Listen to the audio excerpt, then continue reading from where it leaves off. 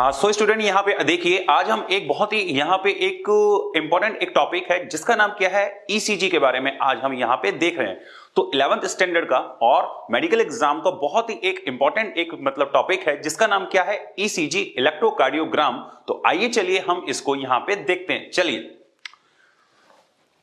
सबसे पहले मैंने यहां पे लिखा ईसीजी।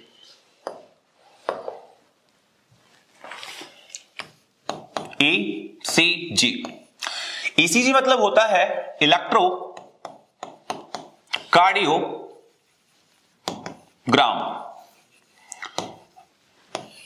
इसका मतलब what is ECG, electro cardiogram. इसका मतलब क्या होता है, this is the graphical representation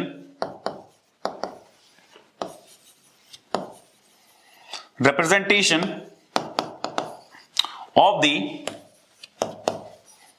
cardiac activity of heart। तो हार्ट की जो कार्डियक एक्टिविटी होती है उसको रिप्रेजेंट मतलब जैसे करने का एक क्या है, मेथड है।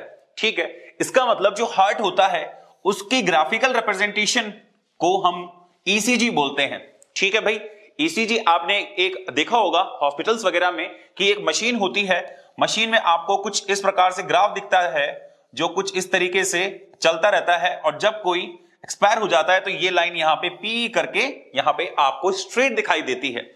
इसका मतलब ये हमने यहां पे हार्ट का ग्राफिकल रिप्रेजेंटेशन बताया है। इसका मतलब ये मशीन आपको बताएगी कि भाई हार्ट की एक्टिविटी कैसे हो रही है, ये भी चीज इंपॉर्टेंट है यहां पे।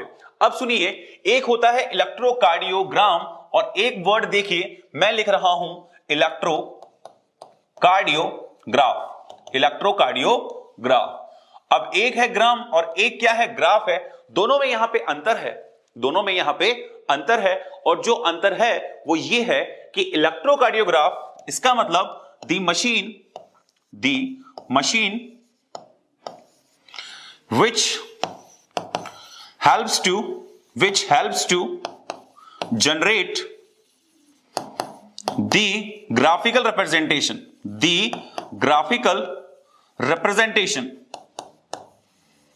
इसका मतलब जो मशीन हमको ग्राफिकल रिप्रेजेंटेशन देगी उसको मैं क्या बोलूंगा, इलेक्ट्रोकार्डियोग्राफ। ठीक है, इसका मतलब इलेक्ट्रो, यहां पे देखिए इलेक्ट्रोकार्डियोग्राम अलग वर्ड है और इलेक्ट्रो ये वर्ड अलग है, इलेक्ट्रोकार्डियोग्राफ ये अलग वर्ड है। तो आपको दोनों वर्ड में अंतर आना चाहिए समझ में सबसे पहले तो, कि भाई इलेक्ट्रोकार्डियोग्राम क्या होता है और इलेक्ट्रोकार्डियोग्राफ क्या होता है। अब हम चलिए एक एक वेव को यहां पे देखते हैं।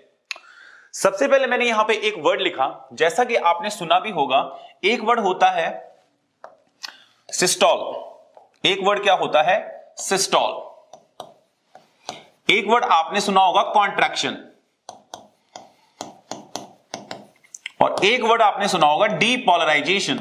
डीपोलराइजेशन। अब आपको ये दिखने में तो तीन अलग अलग वर्ड यहां पे दिखाई दे रहे हैं, पर इन तीनों का मतलब सेम होता है। चाहे आप सिस्टोल बोल लीजिए, चाहे आप कॉन्ट्रैक्शन बोल लीजिए, चाहे आप डीपोलराइजेशन यहां पे बोल लीजिए, पर इन तीनों वर्ड का एक सेम मीनिंग होता है। इसका मतलब यहां पे देखिए, डीपोलराइजेशन का मतलब क्या होता है, ये एक सेल है, ये मान लीजिए कोई भी आपकी बॉडी की सेल है, मैंने यहां पे लिखा कि ये एक लिवर सेल है। अब हमें ये बात मालूम है कि हमारे लिवर सेल के बाहर सबसे ज्यादा क्या होता है, सोडियम होता है। क्या होता है, सोडियम होता है, सोडियम पाया जाता है। इसका मतलब सेल के बाहर सबसे ज्यादा जो मोस्ट अबंडेंट आयन है दैट इज द सोडियम, और सेल के अंदर क्या होता है, पोटेशियम आयन। क्या होता है, potassium ion is the most abundant. अब सुनिए, जब भी मैं यहां पे ये बोलूंगा कि भाई सिस्टोल प्रोसेस हो रहा है या फिर कॉन्ट्रैक्शन हो रहा है, तो इसका सिंपल सा मतलब ये होता है कि बॉडी में सोडियम की एंट्री हो रही है। इसका मतलब entry of sodium ion, entry of Na plus is known as depolarisation. क्या बोलेंगे इसको, डीपोलराइजेशन। अब यहां पे आप ईसीजी का जो मतलब बेसिक कंसेप्ट है, यहां पे आज के बाद आपको यहां पे कोई दिक्कत नहीं आएगी, क्योंकि भाई ये वर्ड्स आपके लिए बहुत इजी हो जाएंगे। इसका मतलब डीपोलराइजेशन का मतलब ये होता है कि एंट्री ऑफ द क्या sodium ion in the cell, cell के अंदर सोडियम की एंट्री को मैंने क्या बोला यहां पे भाई, सिस्टोल बोल दीजिए, कॉन्ट्रैक्शन बोल दीजिए, चाहे आप डीपोलराइजेशन बोल दिए, एक ही बात है, ठीक है। एक वर्ड क्या होता है, रीपोलराइजेशन। एक वर्ड मैंने लिखा रीपोलराइजेशन, रीपोलराइजेशन, डायस्टॉल, डायस्टॉल बोल दीजिए या फिर रिलैक्सेशन बोल दीजिए। ये तीनों वर्ड आपको अलग अलग दिख रहे हैं पर तीनों का सेम मीनिंग है। अब देखिए रीपोलराइजेशन का मतलब क्या होता है। रीपोलराइजेशन का मतलब सिंपल सा मतलब ये है कि इस सेल में देखिए, ये मान लीजिए दोबारा से लिवर सेल है, तो किसी भी सेल से अगर पोटेशियम बाहर जा रहा है, leaving of the potassium ion, इसका मतलब पोटेशियम जो आयन है, जो पोटेशियम जो आयन है वो बाहर जा रहा है। मैंने लिखा leaving of K plus ion, potassium का बाहर जाना रीपोलराइजेशन कहलाता है और सोडियम का अंदर आना डीपोलराइजेशन कहलाता है। तो ये आपको दोनों वर्ड अच्छे से यहां पे समझ में आ गए होंगे। दूसरी चीज आपने देखा होगा कि 120/80 नॉर्मल ब्लड प्रेशर होता है। यह भी आपने देखा होगा कि एक हेल्दी ह्यूमन पर्सन का जो ब्लड प्रेशर होता है, बीपी होता है, दैट इज 120/80। ये जो 1 क्या है, 20 है, this is the systolic pressure, this is the systolic pressure and the 80 is the diastolic pressure and the 80 is the diastolic pressure. इसका मतलब सिस्टोल अपॉन डायस्टोल आपको प्रेशर दिया हुआ होता है, ठीक है। तो आपको ये दोनों वर्ड्स का अच्छे से यहां पे मतलब आ गया होगा कि भाई डीपोलराइजेशन का मतलब क्या होता है और रीपोलराइजेशन का मतलब क्या होता है। दोनों आपको वर्ड अच्छे से यहां पे समझ में आ गए होंगे। अब यहां पे हम दूसरी चीज यहां पे देखते हैं कि इलेक्ट्रोकार्डियोग्राम के अंदर आपको ये वेव्स क्या मतलब डिनोट करके जाती हैं, क्योंकि यहीं से क्वेश्चन आता है कि भाई पी वेव क्या डिनोट करती है, टी वेव क्या डिनोट करती है, तो ये आपको बात मालूम होनी चाहिए। अब यहां पे सुनिए,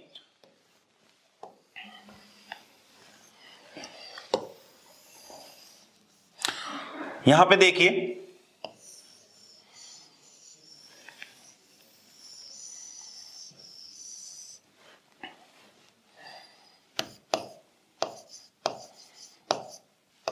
ये पी वेव हो गया, this is Q, this is R, this is S और this is the T wave. फिर ये दोबारा से स्टार्ट हो जाएगी,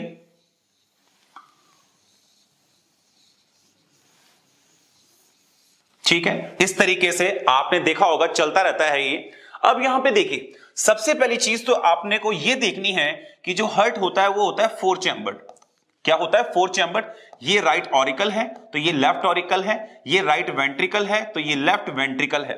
इसका मतलब जब भी एट्रिया के अंदर, जब भी मैंने लिखा, जब भी एट्रिया के अंदर डीपोलराइजेशन होगा तो दूसरी तरफ क्या होगा, वेंट्रिकल्स के अंदर क्या होगा भाई, रीपोलराइजेशन होगा, रीपोलराइजेशन होगा। एक साथ दोनों चैम्बर में हार्ट क्या होगा भाई, वहां पे दोनों एक साथ नहीं हो सकते, मतलब कॉन्ट्रैक्शन। इसका मतलब यहां पे पी वेव क्या डिनोट करती है, तो पी वेव सिंपल मैं आपको यहां पे बता देता हूं। पी वेव का मतलब होता है यहां पे ऑरिकल में contraction, auricle depolarisation, auricle depolarisation, ठीक है भाई। ऑरिकल में डीपोलराइजेशन का मतलब क्या हो गया भाई, कॉन्ट्रैक्शन हो रहा है। अब यहां पे जो QRS वेव है, QRS वेव है, ये क्या डिनोट करके जा रही है, ये डिनोट करके जा रही है ventricle depolarisation, ventricle depolarisation, depolarisation. इसका मतलब पी वेव ने तो मतलब क्या डिनोट किया, ऑरिकल डीपोलराइजेशन।